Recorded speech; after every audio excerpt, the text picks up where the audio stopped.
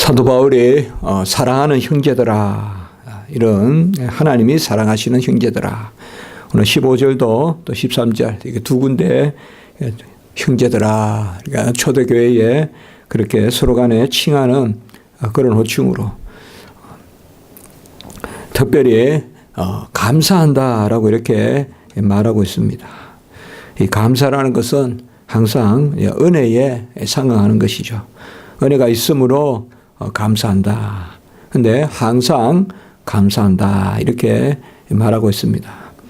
우리 항상 기뻐하라. 범사에 감사하라. 꼭 그냥 항상 범사에 또 이런 것들이 구별돼서 사용되는 게 아니라 항상 범사에 쉬지 않고 기도도 하고 또 감사도 하고 기뻐하라.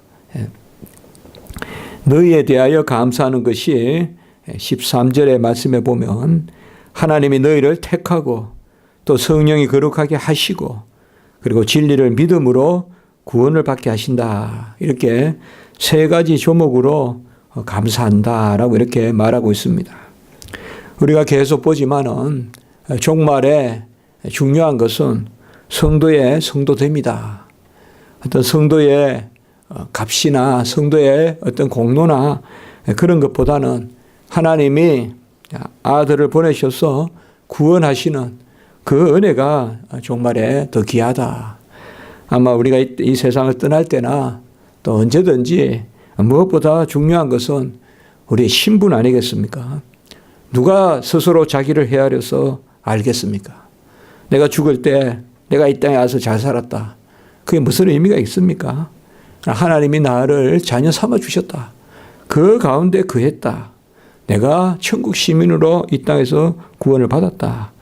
그런 것들이 우리가 이 땅을 떠날 때 또 예수님이 후에 오실 때도 중요한 것은 우리가 항상 그 부분이라는 것이죠.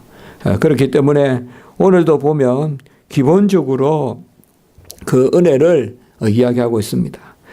이 부분은 우리가 로마서 8장 30절을 자주 나누듯이 이 데살로니가 후서 오늘 말씀이 또 구원의 중요한 그러한 우리가 서정이라고도 하는데요. 그런 부분도 오늘 말씀에 들어 있습니다. 창세 전에 선택이다. 이렇게 말씀하고 있습니다. 창세 전에 선택한다. 이런 말씀들은 사실상 처음부터 너희를 택하다. 오늘 이렇게 말씀이 나오지 않습니까? 처음부터 너희를 택한다. 이게 바로 에베소서 표현대로 하면 우리가 창세 전에 우리를 택하신 것이다. 사실 구약에도 보면 택함의 그런 연속이죠. 아브라함을 부르고 그리고 또 이스마엘이 아니라 이삭을 또 에서가 아니라 야곱을 계속 이렇게 택해가는 모습을 우리가 볼 수가 있습니다. 또 버니나에게 자식이 있지만 한나에게 낳은 사무엘을 또 택하는 모습을 우리가 볼 수가 있고 또 다윗에게 형제들이 많지만은 끝내 하나님은 중심이 합하다 하면서 다윗을 또 택하여 가는 모습을 볼 수가 있죠. 우리는 어떻게 보면 그냥 내 자신은 그대로 있는 것 같아도 하나님은 많은 가운데서 우리를 택했다는 것을 알 수가 있습니다. 형제 자매가 많아도 또 전혀 생각지 않은 곳에서 또 주의 종을 택할 수도 있고 그것은 우리가 알 수가 없습니다. 은혜의 세계이기 때문에 저 사람은 저러저러 하니까 저러저러 했다는 것이 논법이 맞지 않는 것입니다. 그것은 처음부터 저 사람은 어릴 때부터 주의 종 되려고 무슨 싹이 있었어. 그런 말이 어느 정도 맞을 수도 있을지 모르지만 합당하지 않다는 것이죠. 하나님의 전적인 은혜로. 그래서 이 택함, 처음부터 너희를 택했다. 이것이 다 귀한 개념입니다.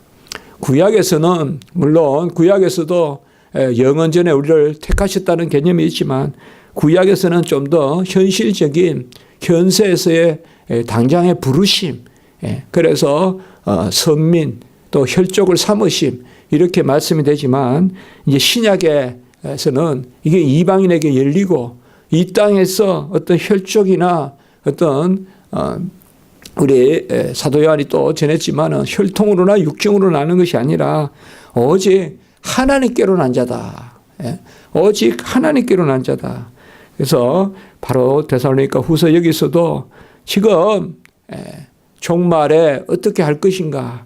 그러니까 1차적으로 어떤 공로나 이런 것으로 이거 뚜렷이 알아야 되거든요.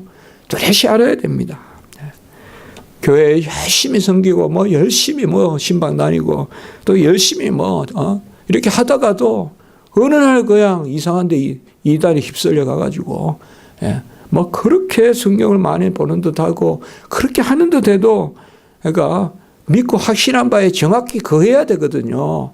믿고 확신한 바에 거하라 했잖아요. 그 뭐냐면 내가 하나님의 자녀로 구원받고 이제 내 죄 사하여 주셨다. 다 뭐 내 죄 사하여 주신 주께 찬송 드린다. 찬송 부르지 않습니까?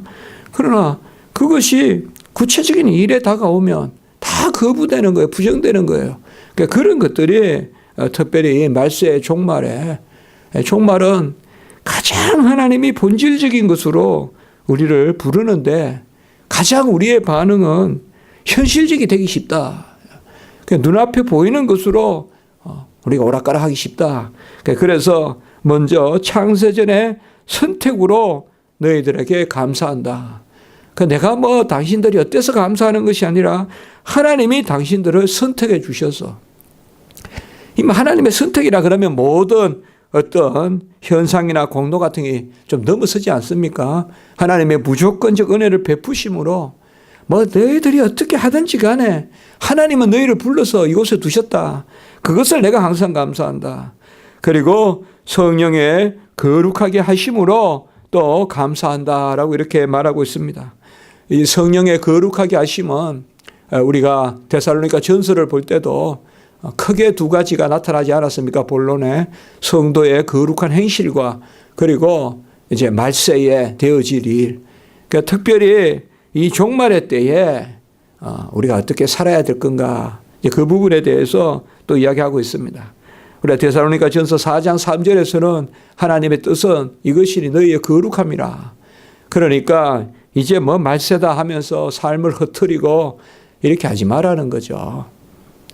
가장 중요한 것은 그저 우리가 기도할 것은 그저 예배 드리다가 하나님 앞에 가면 되는 거고 그게 가장 기도할 부분 아니겠어요.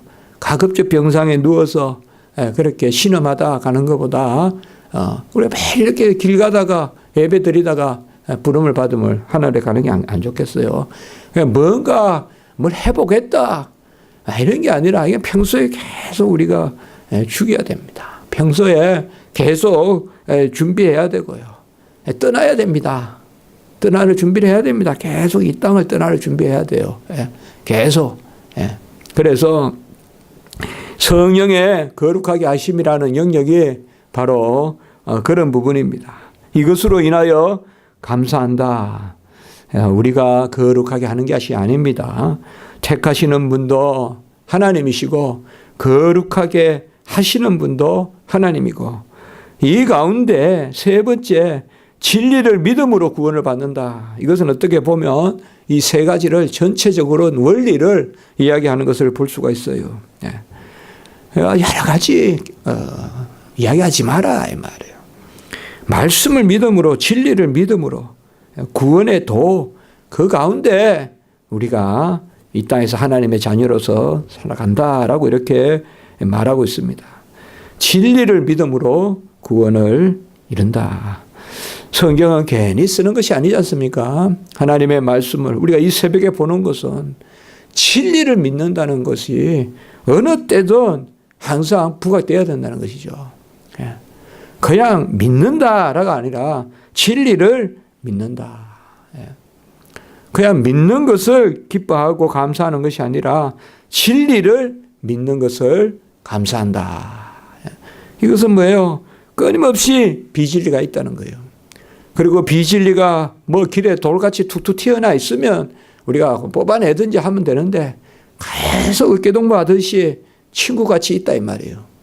같이 붙어 있다 이 말이에요. 비진리가. 같이 붙어 있어요. 엄정하게 우리가 그것을 해야 돼요. 우리가 당장 눈앞에 쓰레기 치우는 거 그것은 귀한 일 같지만은 진리의 문제는 잘 안 보여요. 그리고 그것을 이야기하면 까다로워 보이고 또 막 뭐 그렇게 사변적으로 믿느냐, 뭐 그렇게 따져서 믿느냐. WCC 이런 거 할 때 가장 힘든 게 이런 부분이에요. 진리를 그냥 꺼내지를 못하게 하는, 진리를 말하지를 못하게 하는, 그것을 많이 느낍니다. 그러면 이제 지쳐요. 그러나 말씀을 보고 또 책을 읽고 그렇게 해서 이게 진리다라고 방 안에서는 확신을 하는데 막상 바깥에 나가보면 현실인 거예요. 커피를 뭐 시킬까? 어디서 만날까? 모여서 뭘 할까? 이런 것들이 주류가 되잖아요. 그러니까 이럴 때 사실상 우리가 진리에 서야 됩니다라고 말하는 것이 참 수월치 않습니다. 수월치 않습니다.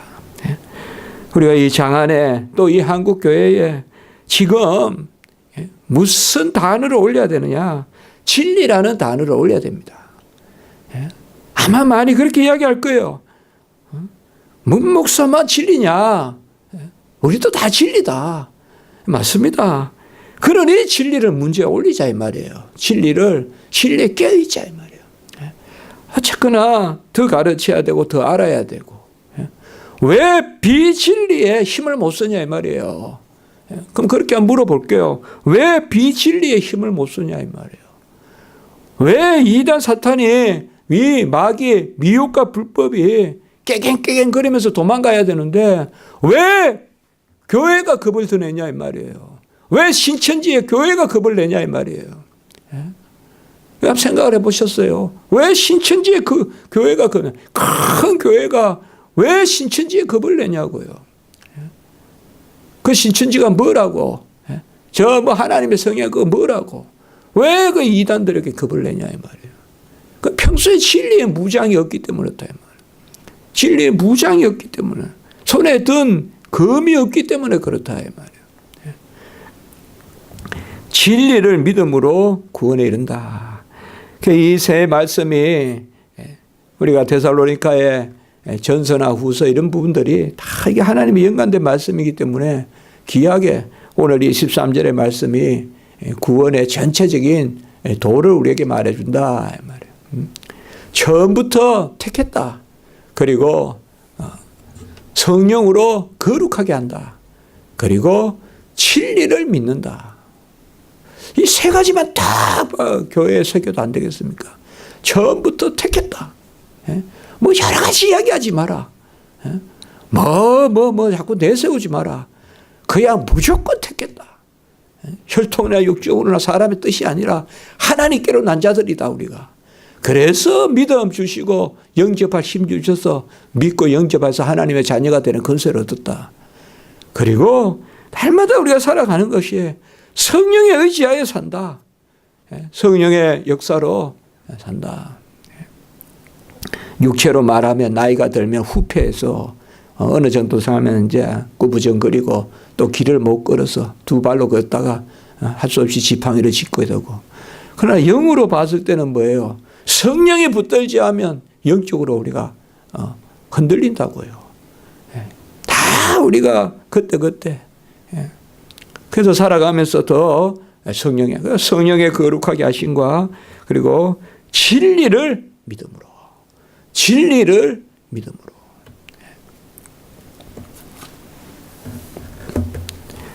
많이 모이고 또 여러 보면 목회자들도 많이 모입니다. 군데 그룹들이 많습니다. 보면 이렇게 모여서 모임을 가지고 저렇게 모여서 모임을 가지고 모임 우리 노예도 모임 많습니다. 무슨 시찰의 모임 뭐 향후의 모임 많습니다. 그러나 그런 모임에서 과연 진리 이야기를 좀 하고 있는지 최소한 9마디를 딴 이야기를 하면 실제적인 이야기를 해야죠. 최소한 한마디라도 진리 이야기를 하고 있는지 그것을 기독교 교회사가 우리에게 알려주는 것은 진리에 대한 논의가 있을 때 교회가 건전했고 그리고 부흥했다는 것을 우리가 알아야 됩니다. 어떤 부흥을 시키기 위해서 부흥이 되는 것이 아니라 진리의 말씀이 돼서 항상 초대교회에서도 말씀의 진리를 올곧게 세울 때 교회가. 종교개혁이 뭡니까? 진리 문제를 삼아서 계속 중세 의식만 이야기하는. 옷을 어째 입을 건가? 성찬볼을 뭘 쓸 건가? 성찬할 때 포도즙은 뭘 할 건가? 어떻게 숙성시킬까? 맨날. 그리고 천사들이 성도들에게 명명 붙어 있는가? 맨날 그런 것들만 이야기하다가 진리 말은 싹 집어넣고 그런 말만 계속 하다가 종교개혁이 뭡니까? 진리를 테이블 위에 딱 올려놓자. 안 올려주니까 뭐예요? 안 올려주니까. 비트베리크 성문에게 확 박아버렸잖아요. 오늘날로 말하면 그냥 남대문에게 탁 박아놨네. 진리 문제가 이게 진리다. 불란서 같으면 그냥 벽보 사건이 딱 일어나가지고 벽에 붙여놓잖아요. 얼마 그 진리 문제가 답답하면 그냥 성문에 그래 해놓고 갔겠습니까? 다 보면 다 우리가 이 교훈하는 바가 있습니다. 이것이 오늘 14절에 보면 복음으로 부르사 예수 그리스도의 영광을 얻게 하려 하심이라. 우리가 성경을 보면 정말 이게 초대교회 삶이라고 저는 생각돼요. 이게 초대교회의 선포고. 바로 복음으로 너희를 부르사. 복음이 뭡니까? 우리 공로 없고 예수 그리스도께서 다 하셨다는 거 아니에요. 예수 그리스도께서 다 이루시고 그리고 우리는 그저 값없이 구원받았다. 바로 복음이 뭡니까? 13절에 그 아까 핵심을 이야기했잖아요. 바로 처음부터 택하고 성령으로 거룩하게 하고 그리고 진리를 믿음으로 구원에 이르는 말씀을 들음으로 구원에 이르는 이 복음으로 너희를 부르사 이렇게 말하고 있습니다. 복음이 없는 선교, 복음이 없는 전도 그것은 무의미합니다.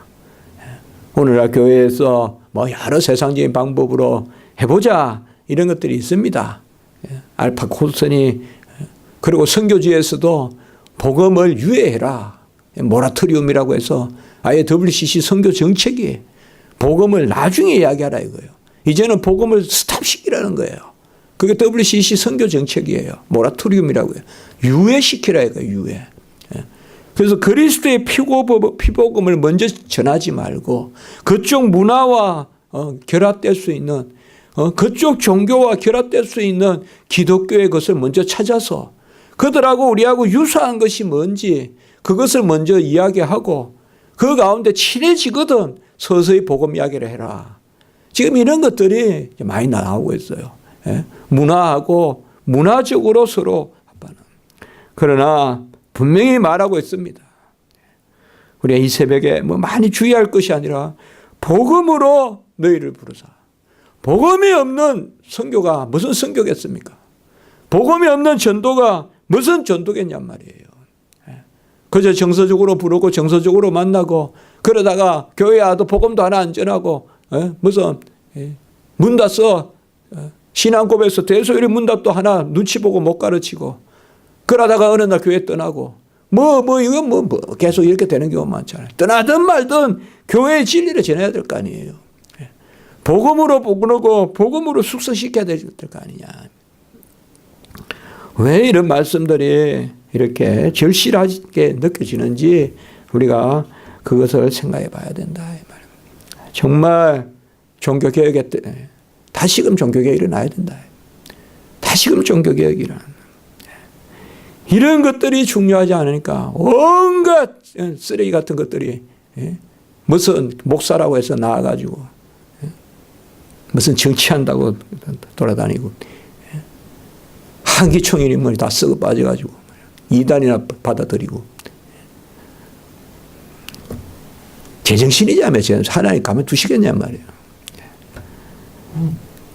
얼마나 주의 종들이 애를 써서 전도하려고 하고 겸손하게 그렇게 가정을 그렇게 희생하면서 열심히 전하고 말씀 하나도 진리를 전하려는데 왜 교회 이름으로 쓸데없이 모여가지고 진리 문제 같은 건 하나도 신경을 안 쓰고 온갖 이단 다 왔다 갔다 하고 그래서 오늘 보면 주 예수 그리스도의 영광이다. 그렇죠. 복음을 전하면 그리스도께 영광을 돌리게 돼 있어요. 복음을 전하면 그리스도의 영광 돌리게 돼 있고, 그리스도께 영광 돌리면 그리스도의 영광 가운데 거해요, 우리가. 하나님께 영광을 돌려야 영광을 얻어요. 항상 그래요. 왜요? 하나님께 영광 돌릴 때 우리가 그 영광에 참여할 수 있어요. 하나님은 안전하시고 완전하신 분이 영광이시고, 영광이신 분은 우리가 그와 함께, 그가 우리에게 임재해야 우리가 그 영광에 동참할 수 있어요. 그렇기 때문에 항상 우리는 우리가 영광을 얻는다 이 말하면 교만해져요. 예수 그리스도의 영광을 우리가 얻는다 이라면 교만해져요. 우리가 그에게 영광을 돌리면, 우리가 그에게 예배를 드리면 그때 그 영광에 참여하는 거예요. 체키나 바로 그때 우리가 동참하는 거예요. 영광의 임재. 저번에 우리가 영광에 대해서 말씀 나눴잖아요. 영광은 완전이고 완전하신 분이 받을 게 없다. 받을 게 없는데 우리 보고 영광을 올리라고 하시는 것은 우리가 영광을 올리는 것이 우리가 받는 것이다. 우리가 그 영광에 참여하는 것이다. 우리가 예배 때 가장 강한 빛에 거하지 않겠어요? 예배 때 가장 빽빽한 구름에 거하지 않겠어요? 그때 우리가 그 영광에 참여한다. 그래서 예수 그리스도의 복음을 이야기할 때 그에게 영광이 되고 그게 우리에게 영광이 된다. 우리가 자랑이 뭐예요? 영광이라는 말은 우리가 라틴어나 영어에서는 영광은 자랑하고 통해요. 자랑이에요. 우리가 자랑할 게 뭐예요? 예수 그리스도만 자랑하고 예수 그리스도께만 영광을 올리고, 그럴 때 우리가 그 영광에 동참한다. 이것이 우리에게 이 땅의 삶 가운데 남아있다. 그리고 오늘 15절에 보면 굳건하게 서서 마지막에 전통을 지키라. 이제 이게 조금 오해받을 수도 있어요. 전통을 지키라. 옛날 성경에는 우리가 유전을 지키라. 그 유전이란 말이 우리가 바리새인, 서기관, 장로의 유전이란 말이 나오잖아요. 헬라어로 파라도시스라 그러는데 영어로는 트러디션. 이 전통을 지키라. 그러니까 전통이란 말은 이것은 이렇게 생각하면 됩니다.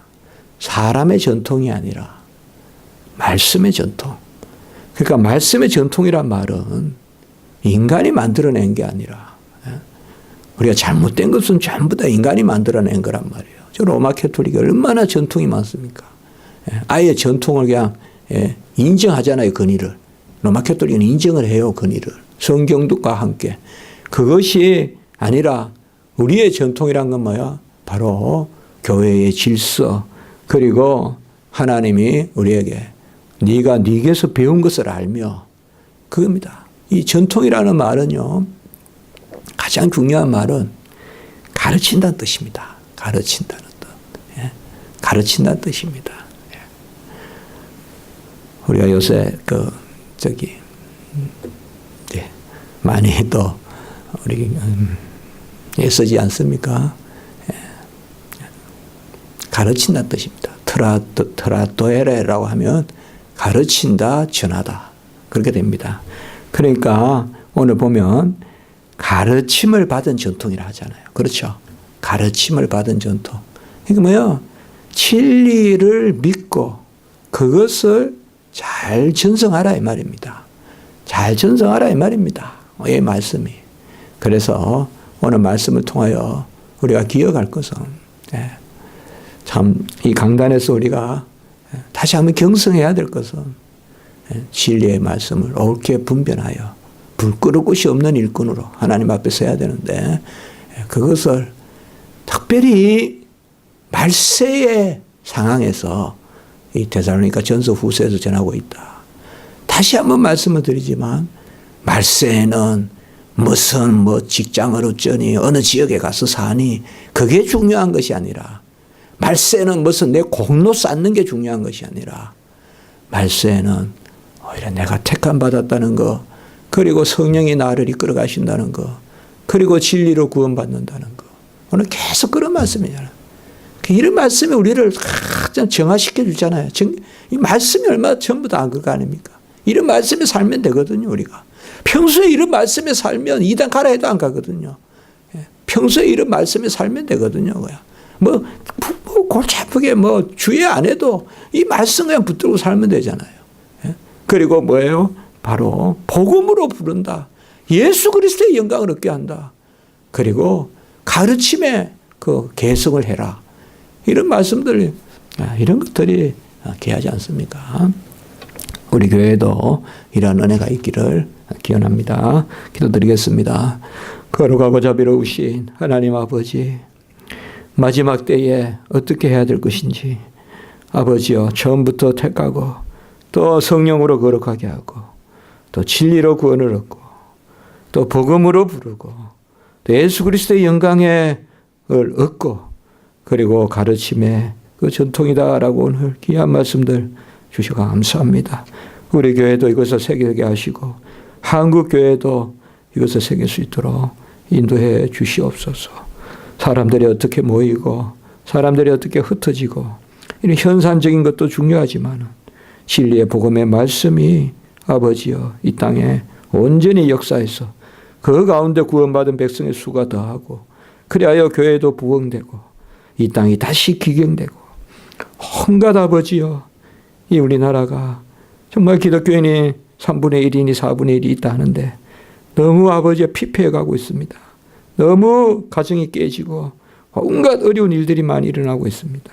하나님 아버지시여 이때 하나님 우리 믿는 자들이 깨어서 다시금 아버지 모든 것으로 하나님께 되돌리는 그런 은혜 있게 하시옵소서.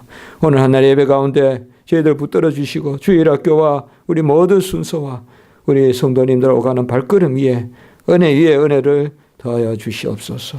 구주 예수 그리스도 이름으로 감사하며 기도드리옵나이다. 아멘.